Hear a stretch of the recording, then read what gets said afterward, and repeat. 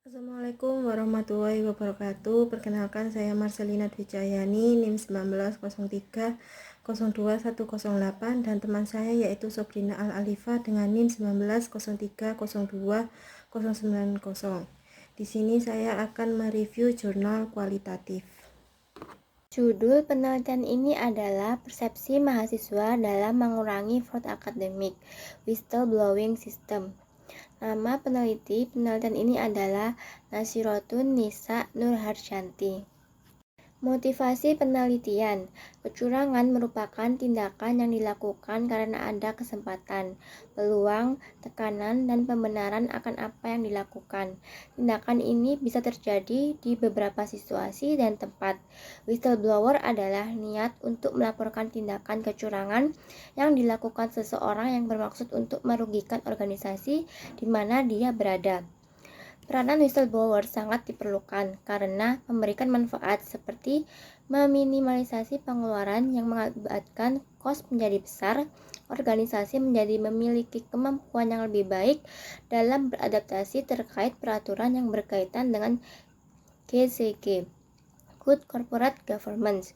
Lingkungan menjadi lebih stabil dan aman karena setiap gangguan negatif cepat terdeteksi.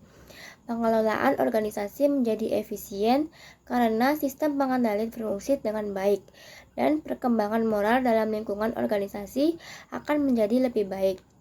Penelitian ini dilakukan untuk menjelaskan implementasi sistem whistleblowing dalam mengurangi kecurangan akademik. Untuk menjelaskan kecurangan akademik yang sering dilakukan di kalangan mahasiswa agar dapat dikurangi tingkat kecurangan tersebut, dan untuk memberikan gambaran proses kinerja whistleblowing system.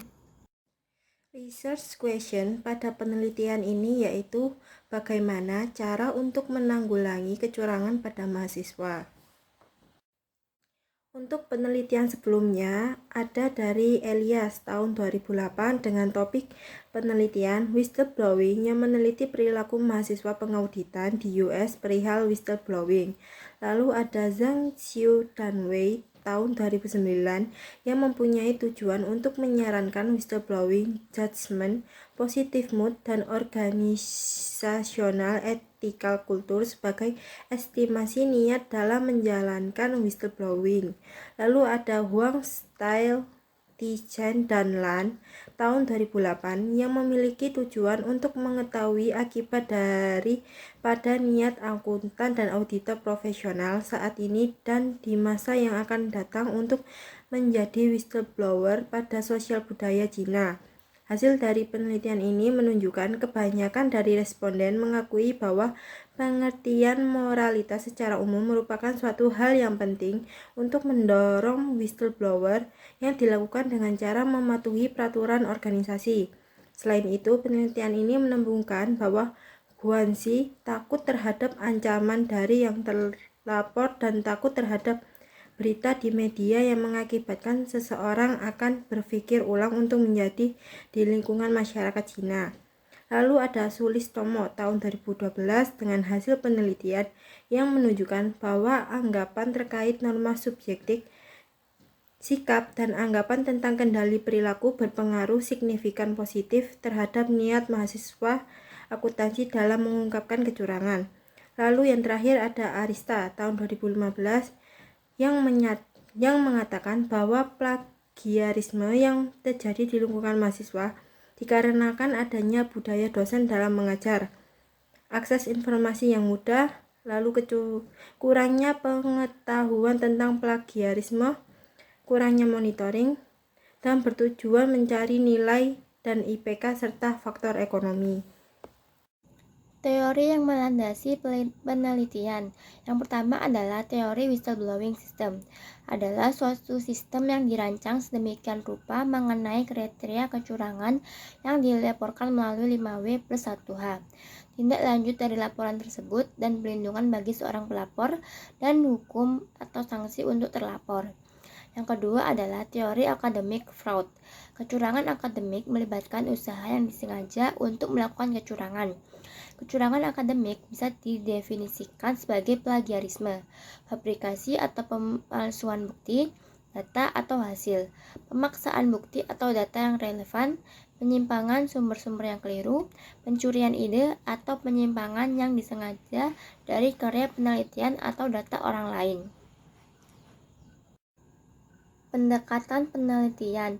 Penelitian ini dilaksanakan dengan menggunakan pendekatan kualitatif. Jenis datanya, penelitian ini menggunakan jenis data primer berupa hasil wawancara, observasi, dan dokumentasi pada mahasiswa yang tergabung dalam Himpunan Mahasiswa Akuntansi Universitas Muhammadiyah Surakarta.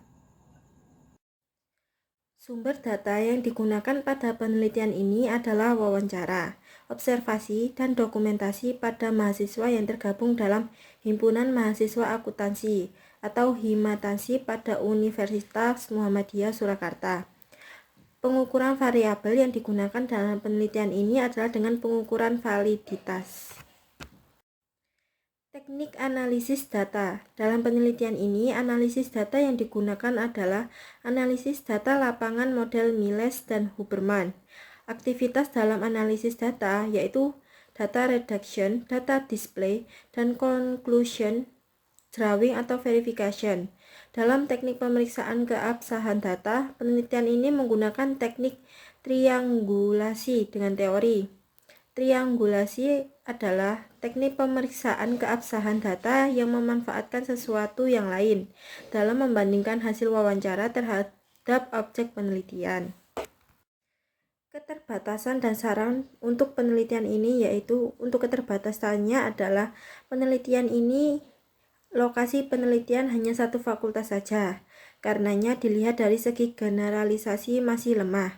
Selain itu, penelitian ini menggunakan pendekatan kualitatif dengan teknik wawancara yang hasilnya tidak bisa dilihat secara prosentase. Terakhir, penelitian ini tidak melibatkan dosen, dekan, dan rektor sebagai responden. Lalu untuk saran, penelitian ini selanjutnya adalah perlu menambah objek penelitian menjadi lebih dari satu fakultas, baik fakultas yang sosial, humaniora, sastra, dan eksak, agar hasil penelitian bisa digeneralisasikan lebih luas. Selanjutnya, sebaiknya penelitian yang akan datang tidak hanya wawancara, akan tetapi menambah dengan kuesioner dan melibatkan dosen, dekan, dan rektor sebagai responden. Judul penelitian barunya, yaitu persepsi mahasiswa, dosen, dekan, dan rektor dalam mengurangi fraud akademik whistleblowing system.